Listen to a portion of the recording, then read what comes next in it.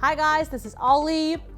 To welcome the 2025 New Year, lots of colorful light shows and fireworks celebrations took place all over the world in many famous landmarks such as Times Square in New York or Harbour Bridge in Australia to spread hope and joy for the new year.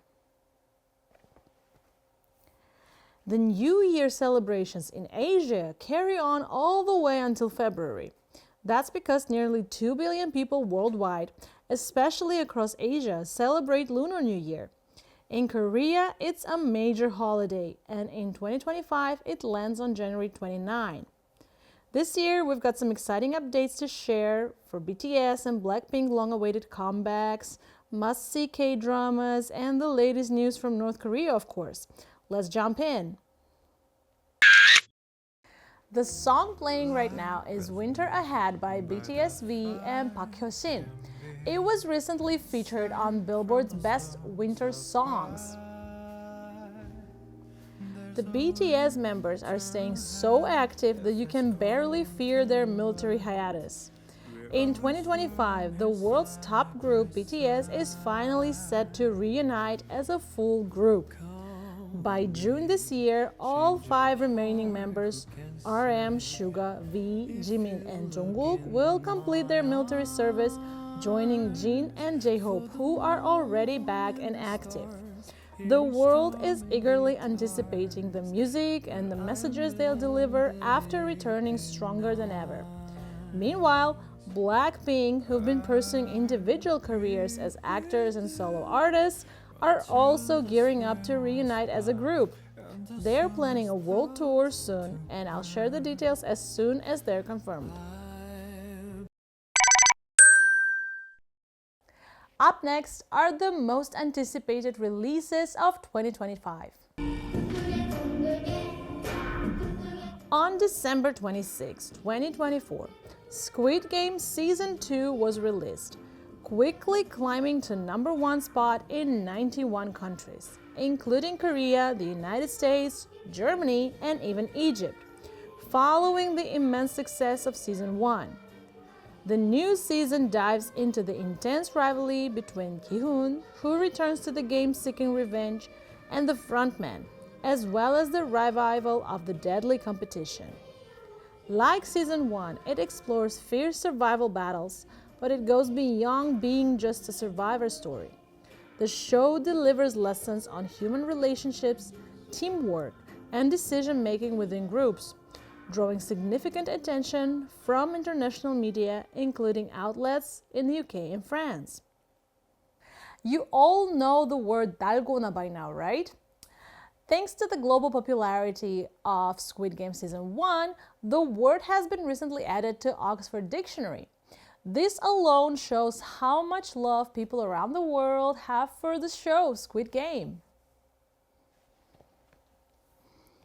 In Squid Game Season 2, traditional Korean games like paper tile flip or stone flipping, top spinning, jacks, or teki-taki gained global attention after being featured in the 5-Leg Race Challenge.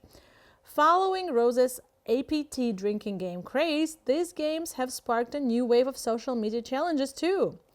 With so much curiosity about the next games and storyline, fans are already anticipating Squid Game Season 3, which is set to premiere in June 2025. How about North Korea? Did North Korea have any New Year celebrations at all? On the night of December 31st, while the world celebrated at iconic landmarks, North Korea held a New Year celebrations at Neungna-do 1st of May Stadium in Pyongyang. The event was attended by Kim Jong-un, his daughter Kim Joo-ae, and some high-ranking officials. What caught everyone's attention, though, was the glass case on the VIP table. Inside it, a red Santa Claus figure was prominently displayed. This was surprising because North Korea, in its effort to maintain strict control, has long suppressed Christianity and banned symbols like Christmas and Santa Claus from public life. The unexpected appearance of Santa left many questioning its significance in the tightly regulated state. Have you ever heard of the term theater state? Throughout the event, Kim Jong-un was seen holding hands of his daughter, Kim Joo-ae, projecting the image of a devoted father. This carefully orchestrated symbolism reflects North Korea's effort to portray itself as a normal and stable regime, an embodiment of the theater state concept. Beyond the VIP seating, high-ranking officials were spotted enjoying fine wine, beer, bread, and snacks, contrasting the harsh reality for over 50% of North Korea's population who suffer from malnutrition. The contrast is even more striking when considering North Korean soldiers enduring life-threatening conditions in the snow-covered fields of the bitterly cold Kursk landscapes. It's a sobering reminder of the harsh inequalities and suffering within the country. There are some truly heartbreaking stories of young North Korean soldiers in their 20s who lost their lives on Russian battlefield. Born in 1997, North Korean soldier Lee Dae-hyuk. His ID card appears to have a bullet hole in it with dark red bloodstains marking it clearly. Officially, the document identifies him as a 28-year-old Russian man born in the Tuva region. However, his handwritten Korean name Lee Dae-hyuk is the only clue to his true identity. In the middle of a distant battlefield, far from his homeland, North Korean youth Jong Kyung-hong wrote a heartfelt birthday message to his comrade and friend Song Ji-myung on a graph paper. His letter overflowed with deep longing for home and family and his sincere appreciation for friendship. Yet the handwritten note never reached its intended recipient. Is Song Ji-myung, the subject of the letter, still alive? Jong Kyung-hong, Lee Dae-hyuk, Cho Chul-ho, Ban Kuk-jin. Countless North Korean youths are dying on the snowy fields of Kursk, clutching forged passports. Throughout history, foreign troops have been deployed in conflicts like the Korean War and the Vietnam War. However, never before have soldiers fought under fake nationalities and identities.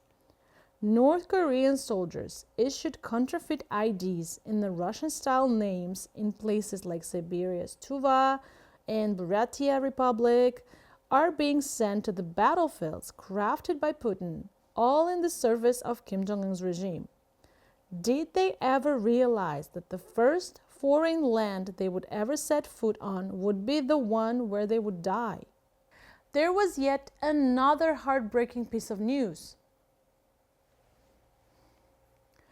According to a report cited by the UK's The Times, North Korean troops do not operate modern equipments like drones.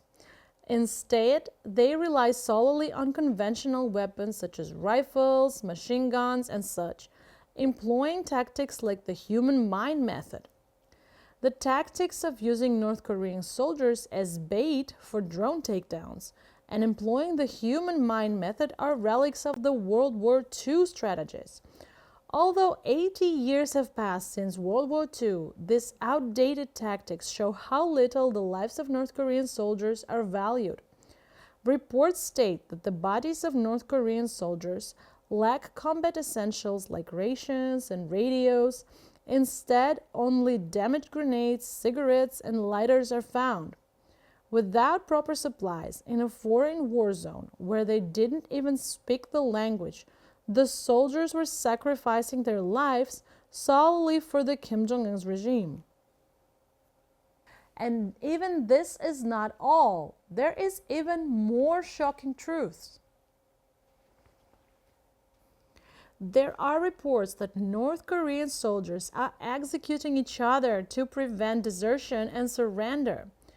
Brainwashed to unconditionally fulfill the orders of Kim Jong-un's regime, these soldiers display extreme loyalty.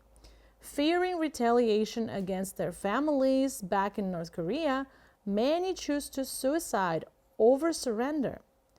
It is reported that over 3,000 North Korean soldiers have already died, and the number of casualties is nearing 4,000.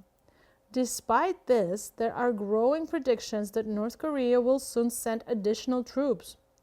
For dictator Kim Jong-un, the lives of North Korean soldiers deployed to Russia or the rights of all North Korean workers sent abroad hold no importance.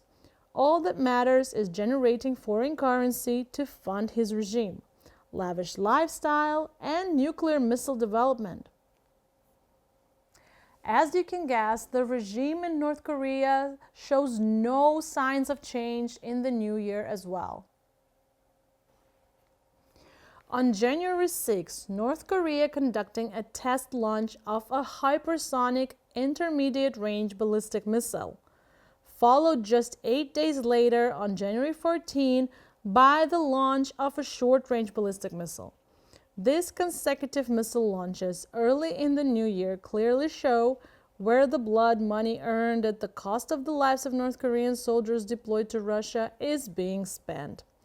The regime has resumed its provocations, funded by the rubles gained from the sacrifice of its youth. Did you know that North Korea refers to South Korea as a primary enemy, absolutely denying the common identity of all Korean people? However, during the Lunar New Year, North Korea also enjoys traditional activities similar to South Korea, such as eating tteokguk, rice cake soup, and flying kites. The difference is that in North Korea, there is no freedom of movement. Instead of traveling to their hometowns to visit relatives, residents pay homage to statues of Kim Il-sung and Kim Jong-il, followed by performing ancestral rites. Even during the nation's most significant holiday, the regime remains focused on its idolizing of the Kim family, revealing the true face of North Korea. Let's take a moment to think a little bit about the poor North Korean soldiers who are having really hard time in Russia right now. Someday, when North Korea and South Korea reunite, let's hope that they can also celebrate the Lunar New Year together, enjoy traditional games, and have fun as one people. See you next time. 안녕.